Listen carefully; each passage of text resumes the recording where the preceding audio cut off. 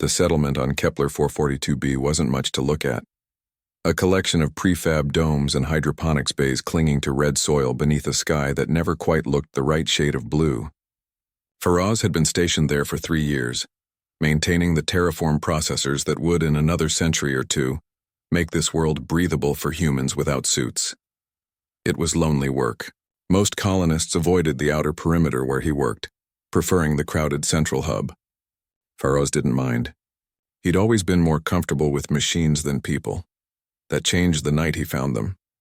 She was collapsed beside his equipment shed. Her child, no more than a juvenile by the look of it, whimpering beneath her protective arm. Faraz had seen the indigenous species before, observed from a distance as protocol demanded. They were bipedal, covered in fine crystalline scales that caught the light like prisms. The xenobiologist called them luminari. This one's scales were dim, flickering like dying embers. Every regulation, every first contact protocol screamed at him to call it in. Instead, Faraz found himself opening his emergency rations, heating water, and approaching slowly with his hands visible. "Easy," he murmured, knowing she couldn't understand. "I'm not going to hurt you." The mother's eyes, 3 of them arranged in a triangle, fixed on him with obvious distrust. But when he set the food down and backed away, desperation won over caution. She ate, then helped her child eat, and Faraz watched from his doorway until they disappeared into the rust-colored hills. He told himself it was a one-time thing. The next evening, they returned. Over weeks, then months, it became routine. Faraz would finish his shift and find them waiting at the edge of the light cast by his habdome. He named the mother Bella. The child reminded him of a flower, beautiful and fragile. The young one he simply called Little Light, for the way its scales pulsed when it was happy. Faraz learned their language slowly, painfully. The luminari communicated through a combination of melodic tones and color patterns that rippled across their scales. He practiced until he could manage basic phrases, his translator implant doing the heavy lifting. "Safe here," he told Bella one evening, gesturing to his dome. Outside, a dust storm was building, the kind that could flay the scales from a luminary's body. She hesitated, her colors shifting through patterns he'd learned meant uncertainty. Then Little Light shivered and she made her decision. Inside, Faraz gave them blankets, useless for their physiology, but they seemed to appreciate the gesture. He showed them his small collection of music files, and Bella's scales flared brilliant azure when she heard Beethoven. Little Light danced. "Why do you help us?" Bella asked one night, her voice like wind chimes, the translator rendering it into words Faraz could understand. He considered the question. "Because nobody helped me when I needed it," he said finally. "I was alone for a long time. I know how that feels. Your people do not value solitude? Some do. I thought I did." He smiled. "I was wrong." Bella's colors rippled with something like understanding. "My people are dying," she said quietly. "Your terraforming machines poison our sacred waters. We flee to the hills, but there is little food. Little Light's father was killed defending our last settlement." The words hit Faraz like a physical blow.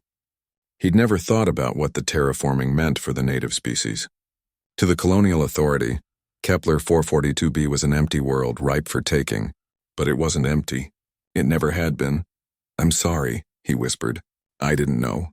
I should have known." "You are not like the others," Bella said. "You see us. You feed us. Why?"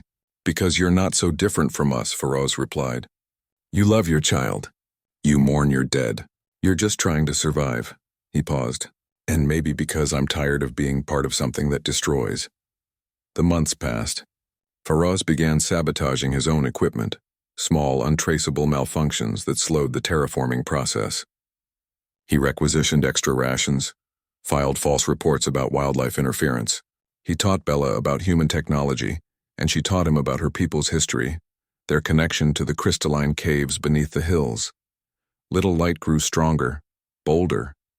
The young luminari started bringing Faraz gifts, strange minerals, beautiful rock formations, once a flower that grew in the deep caves and glowed with bioluminescence. Then came the night everything changed. The colonial authority announced a new phase, aggressive terraforming. The hills where the remaining luminari lived would be leveled within 6 months. Faraz stared at the directive on his screen, his hands shaking. He thought of Bella's people, scattered and dying.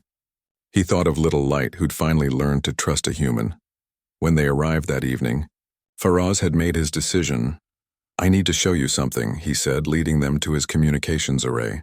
He pulled up schematics, transport schedules, security rotations. "There's a ship leaving in 3 weeks. It's heading back to Earth with geological samples. I can hide you aboard." "Earth?" Bella's colors flickered with confusion. "My world. You'd be refugees, but you'd be alive. I have contacts who work with non-human species. They'd help you." "And you?" Bella asked. Faraz took a breath. "I'm going too. I'm done being part of this. I'm done watching good people suffer because of human greed." Bella's scales shifted through a cascade of colors. Surprise, hope, fear. "You would abandon your people for us?" "You are my people now," Faraz said simply. "You and Little Light these past months. You've been more family to me than anyone back home ever was." Little Light approached, its small 3-fingered hand reaching for Faraz's. Its scales pulsed with warm golden light.